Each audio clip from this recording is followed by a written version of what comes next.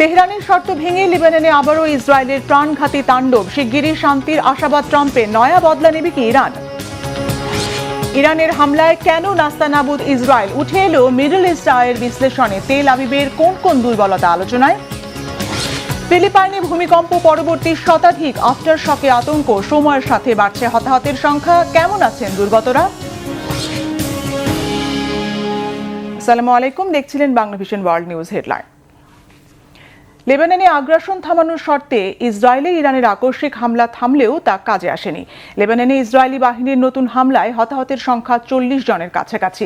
এদিকে 2 সপ্তাহের মধ্যে ইরানের বিরুদ্ধে চূড়ান্ত বিজয়ের ইঙ্গিত দিয়ে মার্কিন প্রেসিডেন্ট ডোনাল্ড ট্রাম্প দাবি করেছেন পরমাণু অস্ত্র তৈরির চেষ্টা বন্ধের শর্তে রাজি রয়েছে তেহরান। রাজধানী বৈরুত ছাড়াও লেবাননের বিভিন্ন শহরে হামলা চালিয়েছে ইসরায়েলি বাহিনী। ভয়াবহ হামলা হয়েছে লেবাননের 5ম বৃহত্তর শহর টায়ারে। সেখানে ইসরায়েলের বিমান হামলায় অন্তত 9 জন নিহত হয়েছে। আহত 28 জনের মধ্যে অনেকের অবস্থা আশঙ্কাজনক। লেবাননে ইসরায়েলের হামলার প্রতিবাদে সোমবার যুদ্ধবিরতি ভেঙে পাল্টাপাল্টি সংঘর্ষে জড়ায় তেহরান তেল আবিব। অবশ্য 12 ঘণ্টা পর লেবাননে হামলা বন্ধের শর্তে ইসরায়েলে মিসাইল হামলা বন্ধ করে ইরান। এদিকে ইরান ইসরায়েলের পাল্টাপাল্টি হামলার পরেও সমঝোতা স্মারক নিয়ে তেহরানের সাথে আলোচনা চলছে বলে দাবি করেছেন প্রেসিডেন্ট ট্রাম্প। আগামী 2-3 দিনের মধ্যে এই বিষয়ে খসড়া সিদ্ধান্ত আসবে বলে আশাবাদী তিনি। পাকিস্তানের প্রধানমন্ত্রী শাহবাজ শরীফও জানিয়েছেন শান্তি আলোচনার মূল লক্ষ্য প্রায় অর্জনের পথে। নতুন সংঘাত ঠেকাতে 2 পক্ষকেই সংযত থাকার আহ্বান জানিয়েছেন তিনি। তবে এই বিষয়ে সম্পূর্ণ বিপরীত ইঙ্গিত দিয়েছেন ইরানের পার্লামেন্ট স্পিকার বাগের গালিভাব। তিনি সাফ জানিয়ে দিয়েছেন সমঝোতা চুক্তি বা আলোচনা কোনো বিষয়ে যুক্তরাষ্ট্রের প্রতি ভরসা নেই তেহরানের। ইরানের নৌ বন্দরগুলোয় মার্কিন অবরোধ যুদ্ধবিরতির শামিল বলেও মন্তব্য করেন গালিভাব। হরমুজ প্রণালীতে সামরিক হেলিকপ্টার বিধ্বস্তের খবর স্বীকার করে মার্কিন প্রেসিডেন্ট ডোনাল্ড ট্রাম্প বলেছেন পাইলটরা অক্ষত আছে। এদিকে মার্কিন হামলায় ডুবতে থাকা একটি তেলবাহী ট্যাঙ্কার থেকে 24 ভারতীয়কে জীবিত উদ্ধার করা হয়েছে। মার্কিন প্রেসিডেন্ট ডোনাল্ড ট্রাম্প সাংবাদিকদের জানিয়েছেন হেলিকপ্টারের 2 পাইলট ভালো আছেন, কেউ আহত হননি। হরমুজ প্রণালীতে মার্কিন বাহিনীর হেলিকপ্টার বিধ্বস্তের ঘটনায় এই প্রথম মন্তব্য করলেন তিনি। আলোচিত ঘটনাটি সম্পর্কে জানেন এমন 2 জনের বরাত দিয়ে মঙ্গলবার মার্কিন সংবাদ মাধ্যম দ্য নিউ ইয়র্ক টাইমস প্রথম এই খবর প্রকাশ করলে আলোড়ন তৈরি হয়। এতে বলা হয়েছে অবরুদ্ধ হরমুজ প্রণালীর উপর দিয়ে ওড়ার সময় মার্কিন বাহিনীর একটি হেলিকপ্টার বিধ্বস্ত হয়েছে। তবে এটি ইরানের হামলায় বিধ্বস্ত হয়েছে কিনা তা স্পষ্ট করা হয়নি। প্রায় 4 মাস ধরে চলা ইরান যুক্তরাষ্ট্র সংঘর্ষে মার্কিন বাহিনীর কমপক্ষে 30টি ড্রোন ধ্বংস হলেও এই প্রথম অ্যাপাচি হেলিকপ্টার বিধ্বস্ত হলো। এদিকে সোমবার দুপুরে ওমানের উপকূলে দ্বীপরাষ্ট্র পালাওয়ের পতাকাবাহী তেলের ট্যাঙ্কারে মার্কিন বাহিনী হামলা চালায়। এতে জাহাজটিতে আগুন ধরে যায় আর ডুবতে শুরু করে। পরে ওমানের নৌবাহিনীর হেলিকপ্টারের সহায়তায় ওই জাহাজ থেকে ভারতের 24 জন নাবিককে নিরাপদে উদ্ধার করা হয়। মার্কিন বাহিনীর সেন্ট্রাল কমান্ড সেন্টকম জানিয়েছে জাহাজটি ইরানের বন্দরের দিকে যাবার চেষ্টা করছিল। লেবাননে আগ্রাসনের প্রতিবাদে ইসরায়েল লক্ষ্য করে ইরানের হামলার জন্য প্রস্তুত ছিল না তেল আবিব। ক্ষেপণাস্ত্রের জোরদার আঘাতে ইসরায়েলের প্রায় দিশেহারা অবস্থা উঠে এসেছে আন্তর্জাতিক সংবাদ মাধ্যম দ্য মিডল ইস্ট আইয়ের বিশ্লেষণী প্রতিবেদনে। বলা হচ্ছে তেহরানের আকস্মিক আঘাত চ্যালেঞ্জের মুখে ফেলেছে ইসরায়েলের নিরাপত্তা ব্যবস্থা, রাজনৈতিক নেতৃত্ব আর সামরিক কৌশলকে। ইসরায়েলের আর কি দুর্বলতা আলোতে আনলো এই বিশ্লেষণী প্রতিবেদন? এই ঘটনাকে ইসরায়েলের বড় বিপর্যয় বলা হচ্ছে কেন? হিজল জোবাইরের ডেস্ক রিপোর্ট। এই প্রথম নিজ ভূখণ্ড আক্রান্ত হওয়ার জন্য নয়, অন্য কোনো দেশ আক্রান্ত হওয়ার প্রতিক্রিয়ায় ইসরায়েলে হামলা চালালো ইরান। লেবাননের রাজধানী বৈরুতে হামলার প্রতিক্রিয়ায় গুরুতর যুদ্ধবিরতি লঙ্ঘনের অভিযোগে ইসরায়েলে একের পর এক ক্ষেপণাস্ত্র হামলা চালিয়েছে তারা। এটিকে সামরিকভাবে তেহরানের বিশাল এক অবস্থান বদল হিসেবে দেখা হচ্ছে। আন্তর্জাতিক সংবাদ মাধ্যম মিডল ইস্ট আইয়ের এক বিশ্লেষণে বলা হয়েছে ইসরায়েলে ইরানের ওই আকস্মিক ক্ষেপণাস্ত্র হামলা দেশটির রাজনৈতিক ও সামরিক মহলকে পুরোপুরি হতভম্ব করে দিয়েছে। এই অভাবিত হামলার পর তেল আবিব সহ বিভিন্ন শহরে তুমুল শঙ্কা ছড়িয়ে পড়েছে। হামলার সময় ইসরায়েল জুড়ে সাইরেন বাজার জেরে হাসপাতালগুলো থেকে এমনকি নবজাতক ও ঝুঁকিপূর্ণ রোগীদেরও ভূগর্ভস্থ বাংকারে সরিয়ে নেওয়া হয়। উদ্ভূত পরিস্থিতিতে ইসরায়েল জুড়ে জরুরি অবস্থা জারি করা হয়েছে। স্কুল, কলেজ ও গণজমায়েত বাতিল করা হয়েছে। সীমিত আকারে চলছে গণপরিবহন ও হাসপাতালগুলো। ইসরায়েলের চ্যানেল 13 নিউজের সামরিক সংবাদদাতা অ্যালন বেন ডেভিড বলেছেন, ইরানের ওই হামলা ইসরায়েলি গোয়েন্দা সংস্থাগুলোর জন্য ছিল সম্পূর্ণ অপ্রত্যাশিত। ইসরায়েল মার্কিন যৌথ অভিযানের পর তেল আবিবের ধারণা ছিল ইরান আর ইসরায়েলের দিকে ক্ষেপণাস্ত্র ছোড়ার সাহস দেখাবে না, কিন্তু ইরানের এই হামলা ইসরায়েলের কৌশলগত মূল্যায়নের সীমাবদ্ধতাকেই সামনে নিয়ে এসেছে। ইসরায়েলের সংবাদ মাধ্যম, নিরাপত্তা বিশ্লেষক এবং রাজনৈতিক মহল এখন স্পষ্টভাবে বিভক্ত। প্রবীণ সাংবাদিক ব্যান ক্যাসপিট ক্ষোভ প্রকাশ করে বলেছেন, ইসরায়েলের জাতীয় নিরাপত্তাকে ওয়াশিংটনের কাছে ইজারা দেওয়া হয়েছে। এখন সামরিক সিদ্ধান্তের জন্য ট্রাম্পের অনুমোদনের অপেক্ষা করতে হয়। অন্যদিকে ইনস্টিটিউট ফর ন্যাশনাল সিকিউরিটি স্টাডিজের ইরান বিশেষজ্ঞ ড্যানি সিট্রিনোভিস মনে করেন, চলতি বছরের শুরুতে ইরান বিরোধী যৌথ সামরিক অভিযানটি সম্পূর্ণ ব্যর্থ হয়েছে। তার মতে, ইসরায়েল এখন এক মারাত্মক উভয় সংকটে পড়েছে। হয় তাকে ট্রাম্পের নির্দেশ অমান্য করে সরাসরি সংঘাতে জড়াতে হবে, অথবা লেবাননে তাদের সামরিক অভিযানকে সীমিত করতে হবে। বর্তমানে ইসরায়েলের সিদ্ধান্ত নেয়ার স্বাধীনতা কমে গেছে এবং ইরানের আত্মবিশ্বাস অনেক বেড়েছে। এদিকে নেতানিয়াহু সরকারের কট্টরপন্থী মন্ত্রীরা কঠোর প্রতিক্রিয়ার পক্ষে অবস্থান নিয়েছেন। তারা ইরান ও হিজবুল্লাহর বিরুদ্ধে আরও শক্তিশালী সামরিক পদক্ষেপের দাবি জানাচ্ছেন। জাতীয় নিরাপত্তা মন্ত্রী ইতামার বেন গভির বলেছেন, তেহরানকে পুড়িয়ে ছারখার করে দেওয়া উচিত। অর্থমন্ত্রী বেজালেল স্মোত্রিচের দাবি, ইসরায়েলে আঘাত হানা প্রতিটি ইরানি মিসাইলের জবাবে বৈরুতের ডজন ডজন ভবন মাটির সাথে মিশিয়ে দিতে হবে। তবে মধ্যপন্থী ও প্রগতিশীল রাজনৈতিক নেতারা সম্পূর্ণ ভিন্ন সুরে কথা বলছেন। তাদের অভিযোগ, ক্রমবর্ধমান উত্তেজনা ইসরায়েলকে আরও বড় সংঘাতের দিকে ঠেলে দিতে পারে এবং এর মূল্য দেশটির সাধারণ জনগণকেই দিতে হবে।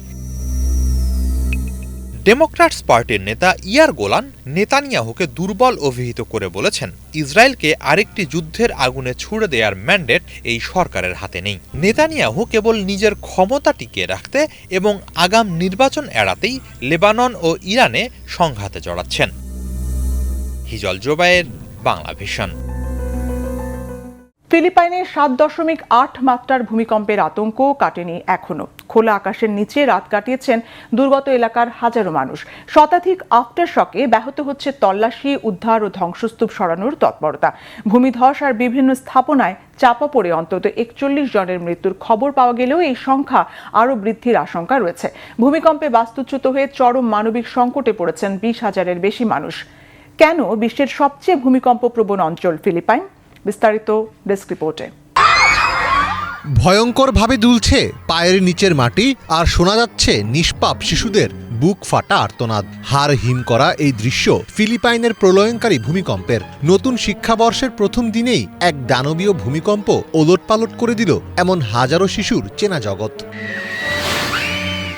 8 জুন সকালে ফিলিপাইনে আঘাত হানে 7.8 মাত্রার এক শক্তিশালী ভূমিকম্প। তীব্র কম্পনের ফলে প্রথমে 15 জনের মৃত্যুর খবর পাওয়া গেলেও সময় বাড়ার সাথে সাথে ধ্বংসস্তূপ ও ভূমিধস থেকে একের পর এক মরদেহ উদ্ধার হওয়ায় নিহতের সংখ্যা দ্রুত বেড়ে বর্তমানে 37 জনে দাঁড়িয়েছে। মূল ভূমিকম্পের পর 1.3 থেকে 6.7 মাত্রার 130টিরও বেশি আফটার শক অনুভূত হয়েছে। ভূমিকম্পের কেন্দ্রস্থল থেকে প্রায় 20 কিলোমিটার দূরে অবস্থিত উপকূলীয় সারাঙ্গানি প্রদেশে সবচেয়ে বেশি ক্ষয়ক্ষতি হয়েছে। স্থানীয় প্রশাসন জানিয়েছে, সেখানে 17 জনের মৃত্যু হয়েছে, যাদের বড় অংশই ভূমিধসের নিচে চাপা পড়েছিলেন।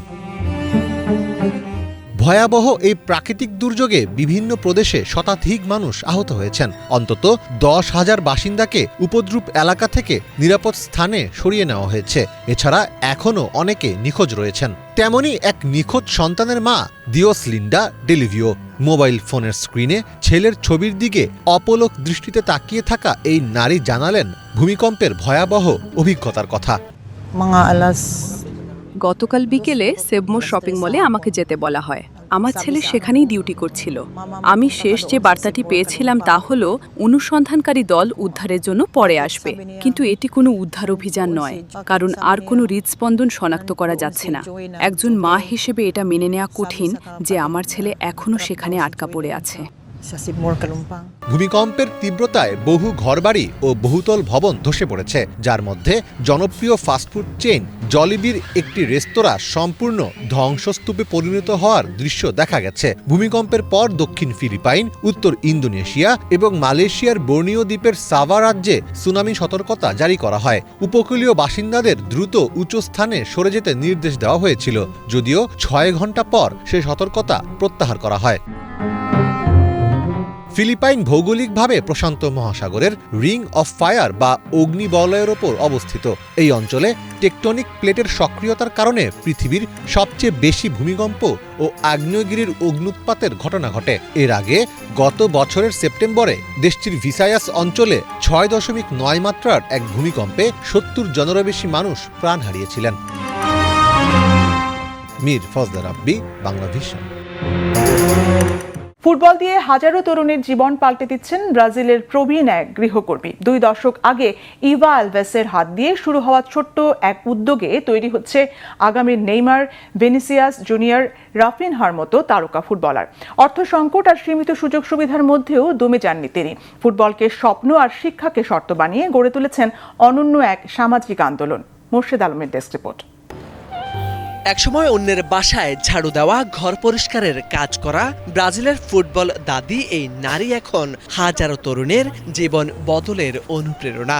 72 বছর বয়সী ইভা আলভিসকে সবাই ফুটবল দাদি নামে চেনে। ব্রাজিলের সাও পাওলো শহরে ফুটবলকে হাতিয়ার বানিয়ে অপরাধের পথ থেকে ফিরিয়ে এনেছেন অসংখ্য তরুণকে।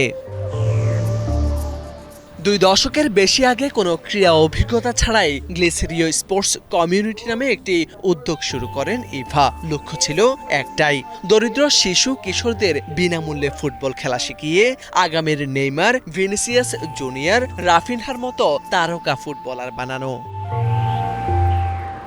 তবে ফুটবল খেলতে হলে ছিল একটি শর্ত, কোনো শিক্ষার্থীর 2টি বেশির বিষয়ে ফেল করা চলবে না। এই ব্যতিক্রমী নিয়মই বদলে দেয় অনেকের জীবন। পড়াশোনা ও খেলাধুলা একসঙ্গে চালিয়ে যেতে বহু তরুণ অপরাধ, মাদক ও সহিংসতার পথ থেকে দূরে সরে আসে।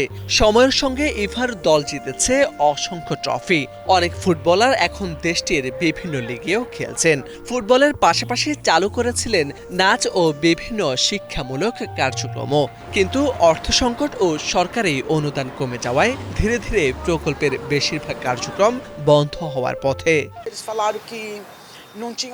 এখানকার অনেকেই এখন সফল ফুটবলার। যারা ফুটবলে সফল হয়নি তারা কেউ আইনজীবী, ব্যাংকার কিংবা শিক্ষক হয়েছে। তাই আমার কাছে এগুলোই আসল অর্জন, এটাই আমার কাছে আসল ট্রফি। আমি অবসরপ্রাপ্ত, বয়স হয়েছে। ওদের পরিচালনা বেশ কষ্টসাধ্য হয়ে পড়েছে। সরকারের পক্ষ থেকে কোনো সহযোগিতা পাচ্ছি না। শিশুদের এভাবে রাস্তায় ফেলে যেতে চাই না, তাদের জন্য লড়ে যেতে চাই। বর্তমানে মাত্র একজন স্বেচ্ছাসেবক কোচ সপ্তাহে 2 দিন শিশুদের প্রশিক্ষণ দেন। ভগ্নপ্রায় মাঠ আর সীমিত সুযোগ সুবিধার মধ্যেও থেমে নেই কার্যক্রম। নিজের পেনশনের টাকায় প্রকল্পের কার্যক্রম আগলে রেখেছেন ইভা। তার বিশ্বাস, একটি ফুটবল কখনো কখনো একটি অস্ত্রের চেয়েও শক্তিশালী হতে পারে, কারণ সেটি একজন তরুণকে অপরাধের অন্ধকার থেকে টেনে এনে নতুন স্বপ্ন দেখাতে পারে। আর সেই স্বপ্নই গেল 20 বছর ধরে বাঁচিয়ে রেখেছেন ব্রাজিলের এই ফুটবল দাদিকে। মোর্শেদ আলম, বাংলা ভিশন। এই ছিল আজকের মতো, সাথে থাকায় ধন্যবাদ।